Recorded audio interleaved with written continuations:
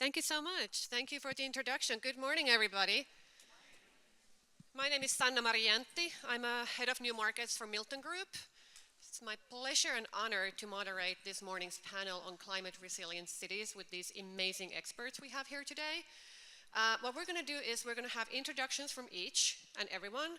Then we're going to jump into audience questions immediately. If we feel like there is not huge amounts of questions from the outset, we're going to have a little conversation and then we're going to try again. So I hope you're feeling perky. Here we go. We're going to start with introductions. Nerissa, please, start with you. Great, thank you so much.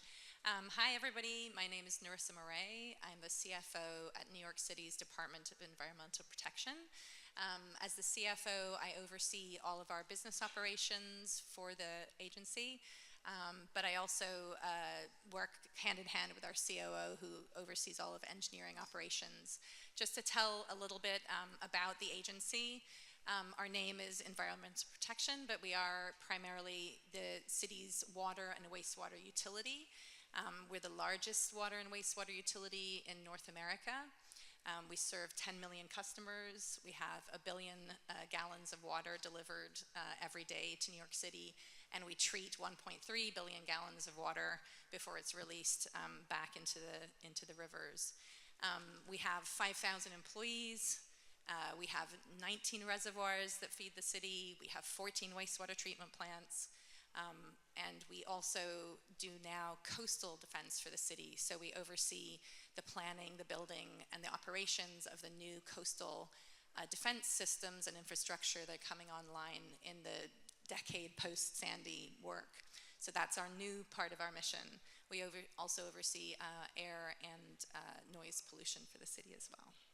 Thank you. It's such a pleasure to have you here. Can you point us towards the direction of a project or a topic that you feel is especially interesting to you at this moment? Sure. In talking about resilient cities and talking about technology, I would say one of the things that is most in focus at the moment is stormwater and stormwater flooding. So we have a lot of different initiatives underway at the city to deal with this. To talk about just a few of them, it starts with modeling. So in the last year, we've finished the first ever citywide hydraulic model of our sewer system. So for the first time ever, we're able to look at areas, flooding areas, and think about the design response to them in a really different way using this technology. So in the past, if we had an area that was flooding, we might look at that. How can we upsize the sewer, or how can we do some sort of intervention? Now we're able to look at the data and see the relationship of that flooding area to the whole network. And we might be able to make interventions in different areas that have a different result. So it's a much smarter way of planning and handling the infrastructure. We combine that with other data sets. So for example, we have a FloodNet sensor program happening where we've installed almost 250 sensors in high flooding neighborhoods around the city. And we're installing another up to about 500 of them through the next 2 years. We use that data, it's real-time data, so every minute we get feeds back on that data telling us what's happening. It actually measures the depth of the water. So for example, in our big storm event of September of 2023, we could see that the deepest part was a 3-foot depth of water on city streets in the Gowanus area. We were able to understand that in real time. So that helps us with both our analytics in-house as to how to respond to that, but also in our ability to work with communities to let them know what's happening in real time. As we've built out those sensor networks, we've worked hand in hand with communities to locate where we put the sensors, to work with the communities for them to understand what data is available online. They can go online, they can see where the sensors are, they can see what's happening in real time. So if they think flooding may start happening, they can sort of take proactive action. And then we're also looking at other data sets, looking at data that we have through the Department of Transportation, who have other sort of sensors around the city. How can we use that data and use AI and analytics to look at that to see the extent of flooding? because the first flood net sensors we have really look down. They look down at a specific area, but these other data sets look wide, and so we can kind of combine data sets to get really rich data. So those are just two of the, we have many other projects, but two of the projects we're doing to really look at flooding, because that's been such a huge issue for the city and just increasing now with the storm events we're seeing over the last few years. Thank you for sharing that. That sounds like a really practical, hands-on application of AI and digital technologies. Stewart, let's move on to you. Can we have an introduction and a few touch upon topics or projects you find specifically interesting at the moment? Sure. Thanks very much, and good morning to everybody. So again, my name is Stewart Sarkozy-Banoczy. I am the Managing Director and Acting CEO for World Ocean Council and also the co-founder of Okhtapus. And Okhtapus we'll talk about a little bit later, but it's an AI-enabled global platform for bringing solutions and projects and funders together. And I come from the resilient cities, resilient coasts, and doing work in islands and indigenous communities as well as urban areas. And so for me, this conversation about climate and climate as an overarching and chronic stress as opposed to a shock brings this world together, especially in the world of water. And we think of how we manage our water and the whole of water for cities or communities of any size. And so coming from that resilient space now into a more sort of water up or ridge to reef examination, it becomes even more important to talk about how we use technology, how we use the combined efforts of those managing data, because those shocks and stresses in combination, as we've seen globally at the city level, in all parts of the world, start to change everywhere from New York City to Lagos to Buenos Aires or Rio. And so for me, that work ends up being something that really has to combine the human intervention at a global level and in the sharing, in the crosswalking, but also for the effects of climate as a chronic stress. That ends up being a collision of the other shocks and stresses. So what's been very important in the work that we've been doing in World Ocean Council, bringing corporations to the table with Okhtapus in trying to bring those three, what we call the three hearts of the octopus, together to find the solutions more quickly, more efficiently. It's the ability to start to look at shocks and stresses in combination. And I think for us on the stage, it could be sewage and wastewater. It could also be sea level rise. It could be saltwater intrusion. It could be the general flooding and riverine, lacustrine and ocean kind of combination. And so for our work and my work globally, there are projects in cities, but also projects at the global level that bring those worlds together that are actually what would drive my interest and passion in this. So it might be something we do with the city of New York to change the way that solutions are connected to projects that are in place. And most importantly, in some of the work that we're doing, where are the funders in this? And when I say funders, I mean everything from venture capital for startups and scale-ups to the big funders that we need to be able to loosen up non-dilutive financing from a bank to impact investors to philanthropy or whatever it might be. So that ability to sort of, not just on stage, but with all of you in the room, bring those worlds together is really important and part of the work that I'm doing directly right now. And I come from the Resilient Cities Network and 100 Resilient Cities before that, as well as working on the Hurricane Task Force for New York City after Hurricane Sandy. So it's very live and very present in the work that everybody's doing on stage. So I'll stop there. Thank you so much. And Byron, go ahead. Good morning, everybody. My name is Byron. I'm an AI Solutions Director at Sand Technologies. Sand Technologies is an enterprise AI B2B firm. And I spent the last 10 years building AI software for insurance companies and large infrastructure companies.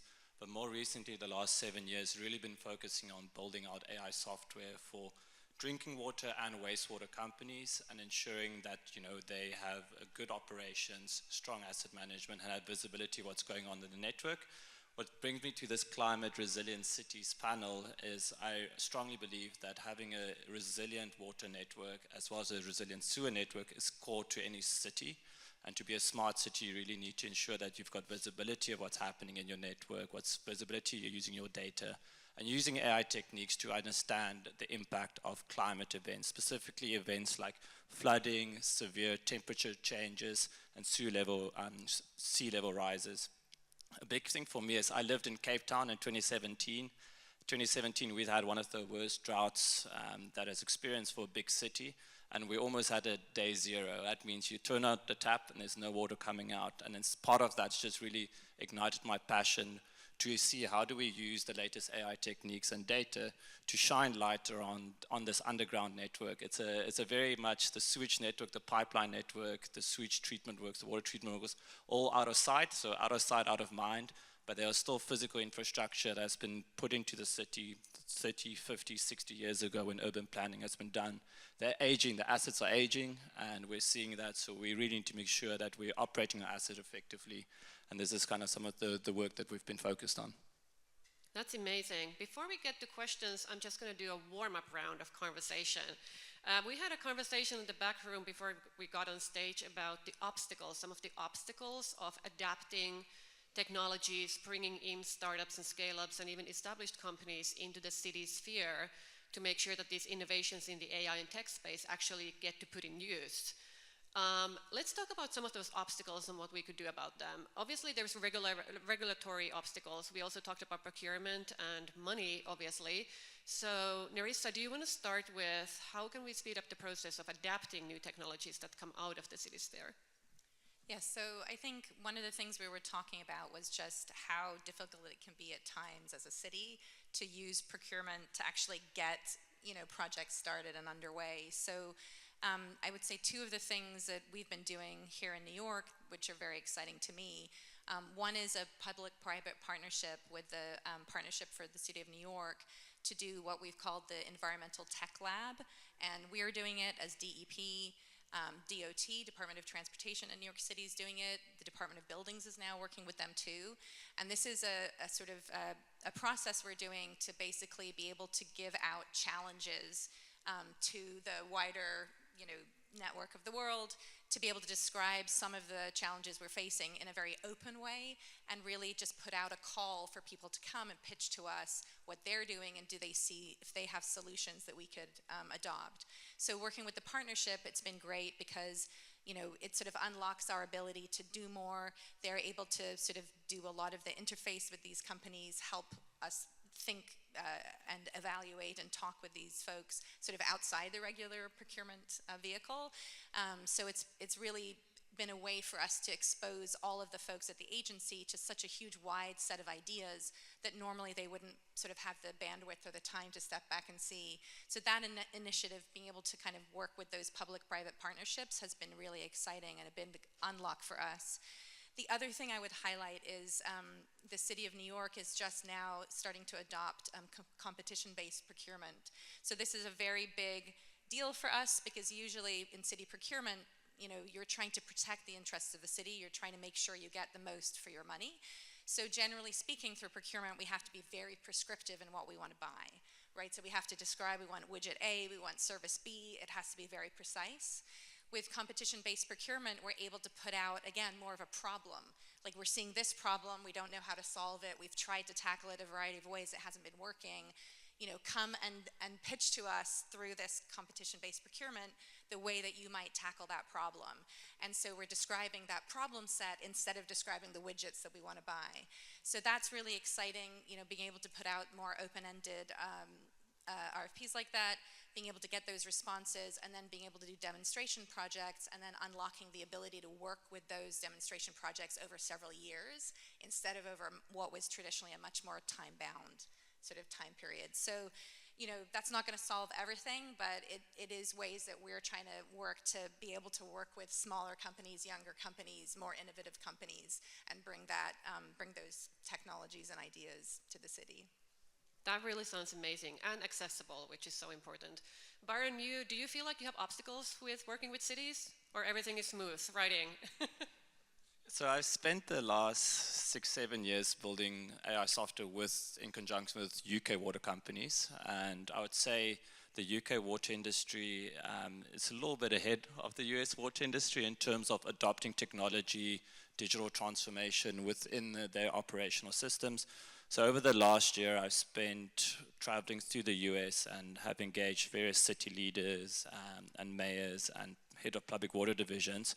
And what I found is that the digital transformation journey hasn't really started here in fullness. So the embracing of technology, there's a few skepticism about it. Of course, cybersecurity is a big part of that.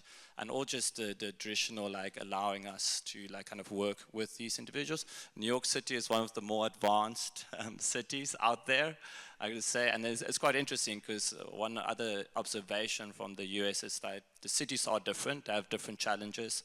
You know, some of the cities are seeing a population decreasing, other cities are seeing population increasing, and all of these have different behaviors of how the water infrastructure and wastewater infrastructures are being managed. And some cities are in the desert, some of them on the flood-prone areas. So there's a wide number of challenges we see from a climate resilience point of view in the cities. But yeah, we're still seeing a bit of that lack of adoption of IT and AI technologies, which presents opportunity, but also some challenges, and it's a very long kind of engagement cycle.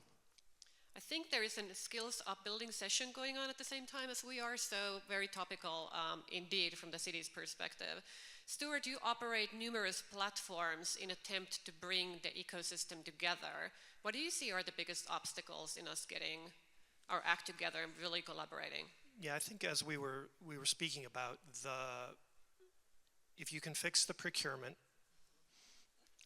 by tomorrow, Nerissa, if you could do that, be great. But if you could fix the procurement problem in most places, that starts the process of then being able to break down the silos between the various budget areas. One of the things that we experienced in setting up chief resilience officers in those previous years over the last decade is budgets were often broken into the same silos that funders and others also then follow. So even within SDGs and global compacts of varying kinds, you have funder, developer, policymaker conversations that are separate, right? So I think part of the idea of both World Ocean Council and its corporate membership and the corporate ocean responsibility there, as well as what we're doing with Okhtapus, which is much more focused on finding the projects connected to the solution innovators and the funders, is that we have to break those silos down. So procurement is one thing for sure, that if that's sped up and made easier, then you're starting to solve at least one of the pathways.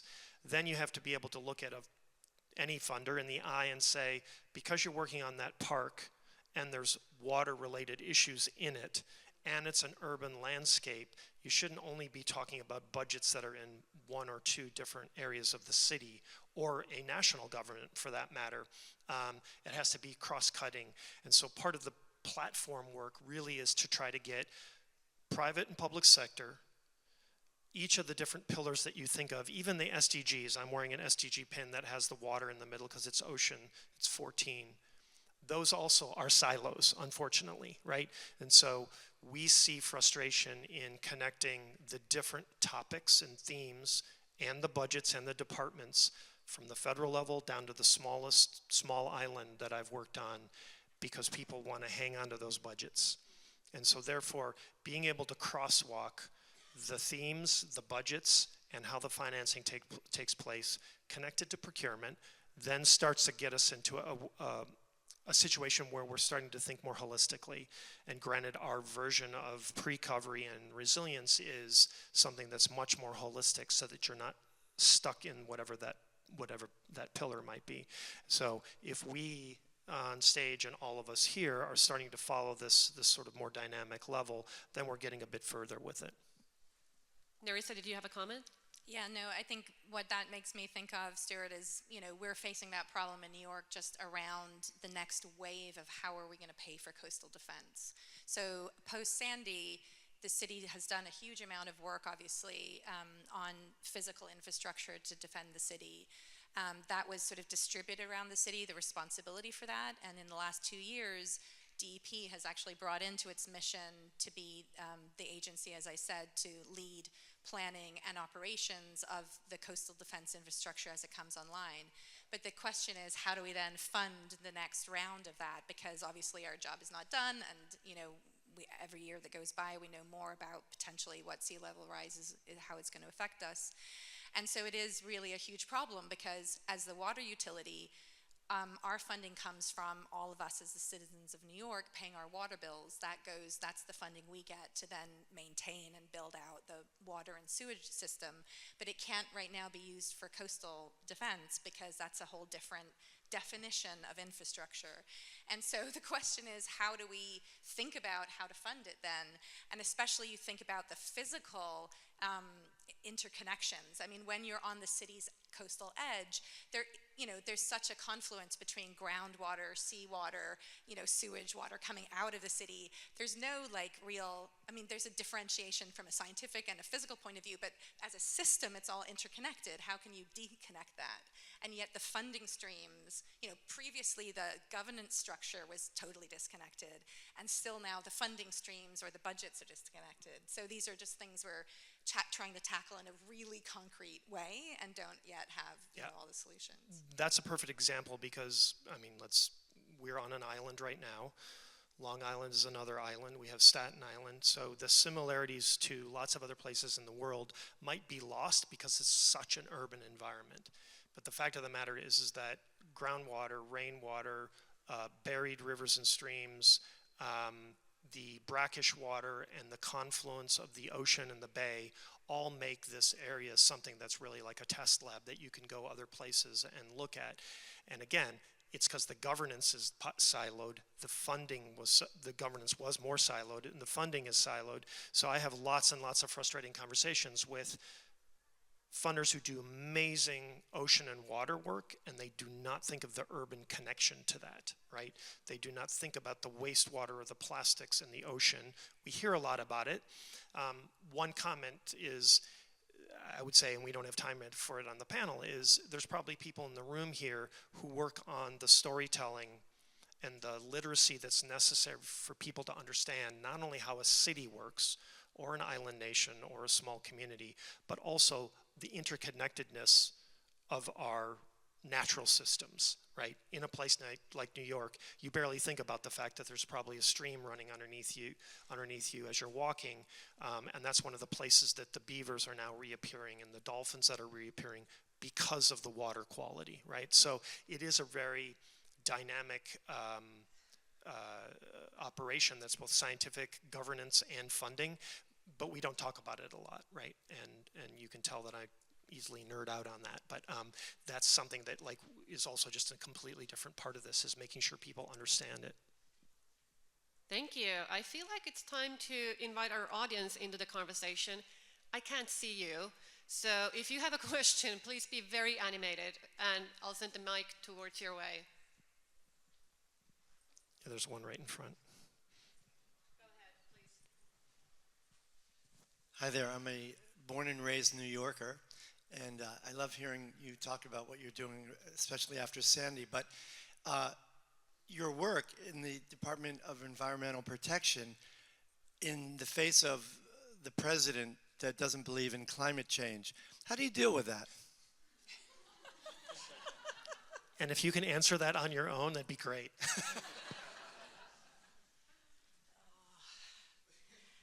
Well, obviously we do here in New York, so that helps.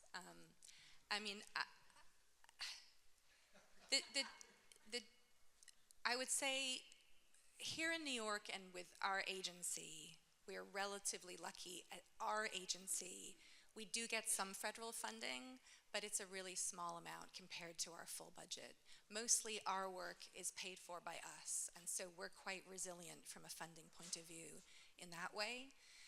Some of the ways we're worried about it, though, is, we have very complex, very sophisticated water balancing models for the water supply coming down from the Catskills, and that relies on weather data that is generally supplied by the federal government. And so even though from a funding point of view we're quite resilient, if the federal government disbands NOAA, disbands it's not even the climate work, just disbands the basic weather work, if they disband some of the work they're doing on stream protection and other these programs, we will maybe have to take on some of that work ourselves, or we'll certainly have to look for other ways to get that data. So I think those are the ways that we're actually even more worried than basic funding. I think the city of New York is very worried about federal funding, because as a city, we get almost $12 billion a year from the federal government. That's in other agencies. So from a fiscal point of view, the city could be highly impacted. From a scientific point of view, at our agency, it's these kind of operational impacts that may happen. I think there was another question in the back. Hi, yeah, so you mentioned a couple times the different siloing issues that you have throughout your work, as well as the way that a lot of, both urban governance and the different bodies of water are interconnected. What kind of challenges do you run into integrating data across state lines in a place like New York, where you have these bodies of water that, divide within the city and then across states, and even as we get out into almost international waters? How do you work to make sure the data is integrated and you're getting all of the information that you need? That's a great question. I think, I guess what I would highlight from a sort of climate resilience point of view is one of the challenges we do have is around drinking water.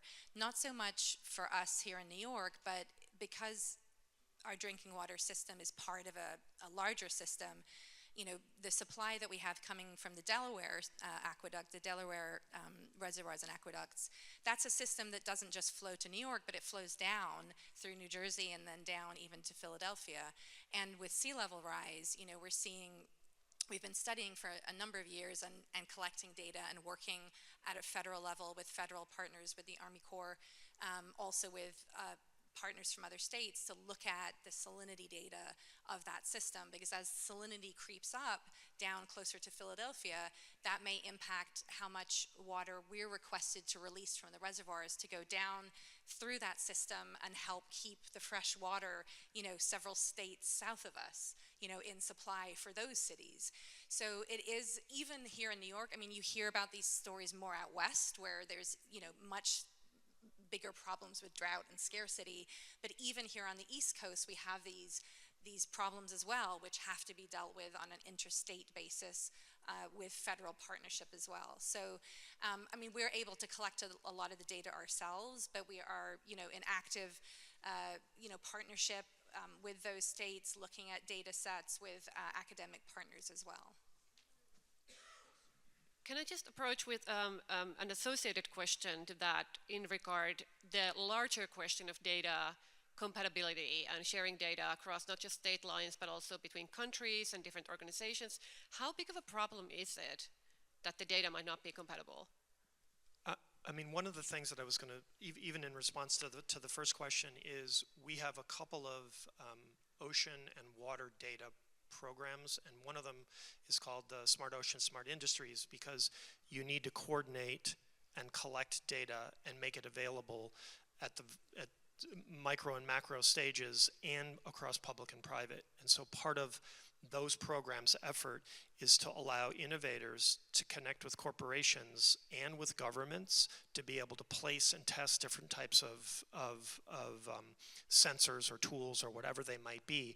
And that could be on a ship, but could also be right sitting down off of Governor's Island in the water, and kind of everything in between. And so for that question and your kind of extension, getting the connectivity of all of that into the cloud and being adapted and being useful also runs across the public-private issue, because in some cases there are corporations that collect amazing data and want no one else to have it. There are, however, corporations that are partnering with governments and making sure that water quality, air, whatever it might be in a port, in a city, out in the water, is collected and shared and connected to each other. So it's not perfect. The EU, I'll have to say, in the work that we're doing with a lot of the countries and the companies, is ahead, a bit similar to what Byron said about some of the technology that's being adapted in city or in country. And so in those cases, it's the policy, including in New York and other places, that actually dictates how the data gets connected and the funding gets connected to some extent. back to the first question, if the money's not there to sort of do some of that, then you have to figure out where else to get the money. But in the EU, at this point, in a lot of the work that we're doing, and out of Asia and out of Singapore, there's that kind of connectivity around the data. It's not perfect, but it's moving, and people recognize the necessity to share it. Did we have another question? Is the mic somewhere? Can we go that way? Thank you. Hi, thank you guys so much. I had a question. I've worked on both coasts of the U.S. and I'm now currently working in the Midwest. And a lot of the focus that we work on in our climate work is spending half our time trying to do climate work and the other half figuring out how to talk about it without mentioning the word climate. Because we have not even governments, but also a public that is not necessarily open to those ideas. So I'm just curious if in any of your experiences internationally or here in the US, if you've run across that and if you have any wisdom or information to pass on. Yes, we run into it. I would say, again, in some ways this comes back to that definition of climate as a chronic stress. I am much more often I'm talking about resilience, building of resilience, and using a pre-recovery mindset rather than talking just about climate, because it is only one stress. There's lots of other things to deal with. So 2 weeks ago, I'm out doing work with one of the tribes and with an organization I've been involved with for a long time. And while that word might be used, it becomes less relevant if you just look at the system and start to talk about shocks and stresses. And so while we do have to, I think, be careful sometimes, and it certainly has affected some of our funding streams, and I say this at the global level even, in sort of reshaping how you talk about it. But the fact of the matter is that the elements that come with climate and climate change end up being broken down into these various shocks and stresses and how you build resilience against them in combination. So there is a bit of wordcraft sometimes. Globally, there's not especially in Europe, you can say climate, climate, climate all the time. Not a problem with that, and it's in all the grants still, and so is equity and diversity and everything else. None of that has gone away. So it's constrained a bit in the US and less so in other places. I think what I would add is just, I think, climate and the potential effects of climate change has long been such an existential idea, and it's long been something a little hard for people to touch and feel.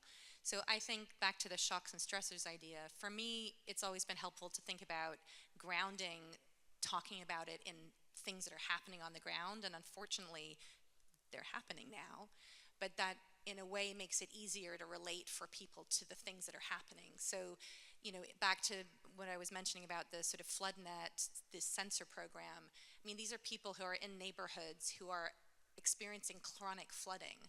So, you don't even have to tie it back to climate. You can talk about what's happening on the ground to them in their day-to-day lives, and you can talk about how does the city, how do you yourselves contribute to making yourself more resilient, more sustainable, without even having to talk about it, because it's happening now. And so you have these concrete things to talk about to bring people in to problem solve.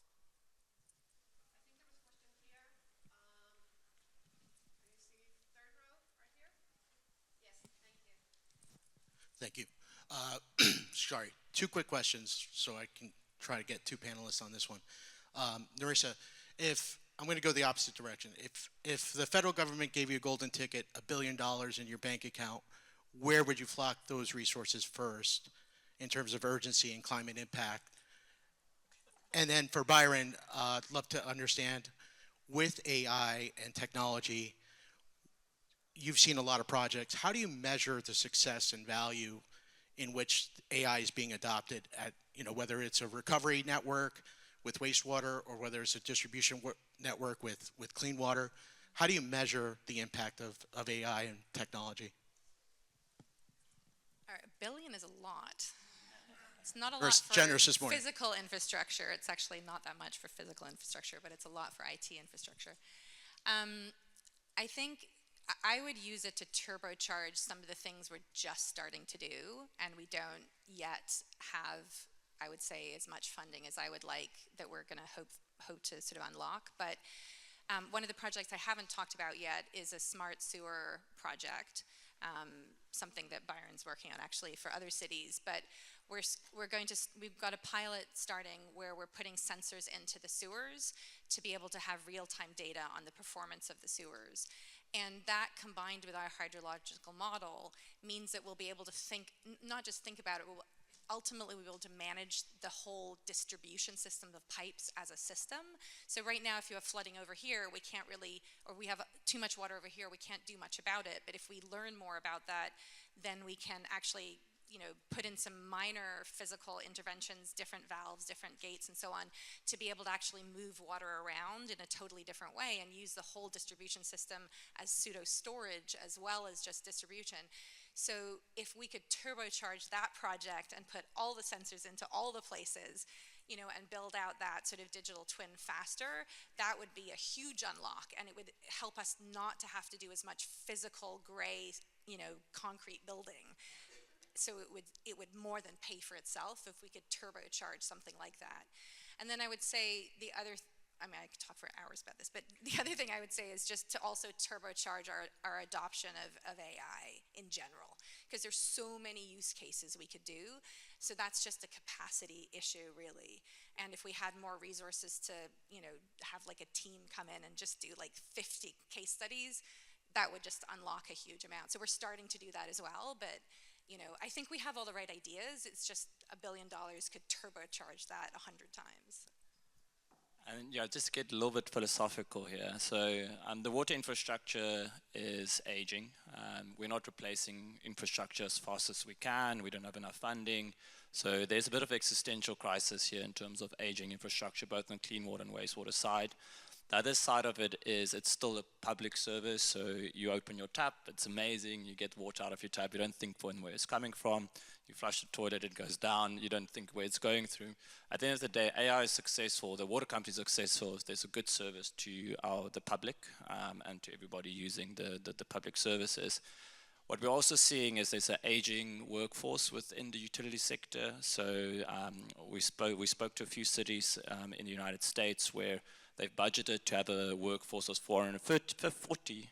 They've only got 270 people working at the utility. So there's a way that AI can really start helping to augment some of these gaps that we're seeing. It's not there to replace jobs, but of course it's there to be a co-worker to make sure that we can help just make sense of the vast amounts of data out there to make a little bit more informed decisions. And at the end of the day, some tangible benefit cases around saving energy costs at your wastewater treatment works, reducing the amount of non-revenue water that you're losing through leakages in your pipe work, as well as any kind of avoiding regulatory fines from polluting into the environment, and also just making sure you're not polluting the environment. So there's a space to clean, healthy rivers, right, is one of those metrics. So I think AI was successful if it's kind of being able to combine that. How do we proactively replace the assets that needs to be replaced as quickly as possible, as well as then operating it in a better way so that we have a better service to the public. I'm afraid we're out of time, which feels incredible. I feel like we could have spent much more time on this conversation, and I'm very, very sorry if there were people in the room who wanted to ask questions, didn't have time for it. Maybe I can promise on behalf of our speakers that you're available for a little conversation afterwards. So yeah, if you have a question, you can stay and have a conversation with all the panelists. Thank you very much. Thank you for being so open and forward with your experiences and sharing them with the audience. Thank you for excellent questions.